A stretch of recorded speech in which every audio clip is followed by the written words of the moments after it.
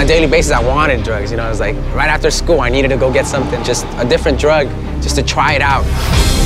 I started drinking at 15, and I never stopped. We got drunk, and we got high on drugs. Had hangovers the next day, we'd get up and do it again. I just thought ramming my car into the embankment on a freeway was going to be the best way to get out of where I brought myself. You can use different objects, a blade to a safety pin. I would scratch at my skin over and over again. One day it just came to a point where I exploded. I knew I was breaking the law, and I knew that I was ruining other people's lives, but frankly, I didn't care. I just remember just like growing up going, you know, why is my life like this?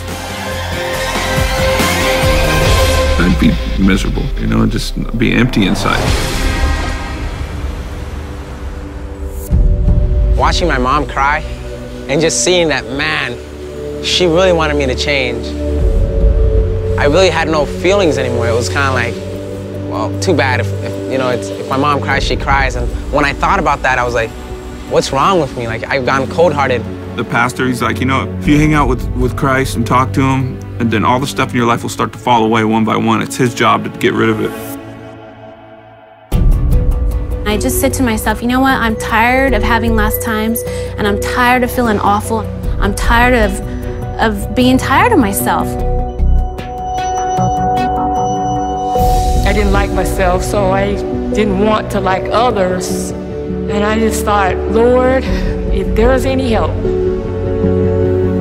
In one of my journals, I saw where just 2 pages are just dribbled with blood. I don't know why I did it, but I'd cut more and more, and it just wasn't getting any better. You know, I didn't feel any better about myself. So that night I decided to pray, but I didn't know what to say. So I said, God, I don't know who you are, and I don't really know how to find you.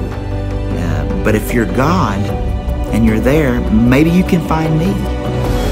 And I said, Jesus, you know, if you're real, like this guy said, take these drugs from me.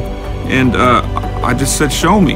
It was something that, to me, I believe happened when I sincerely gave my heart to the Lord.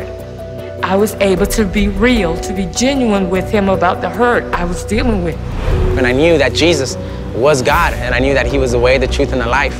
And I just had to choose to serve him. When we get that revelation and understand that Jesus died for our mistakes, man, we just were like, I'm saved, I'm rescued.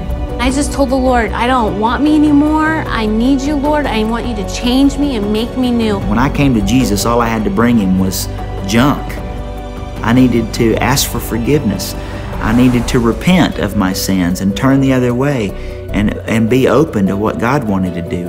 I think about how I would cut on my wrist and Jesus was nailed there, you know, and that was his scar that he had, but he didn't have to. Jesus Christ says hope is possible, it's there, it's very much alive. I was so relieved that there was hope. I was so relieved that, like, someone really did love me for me.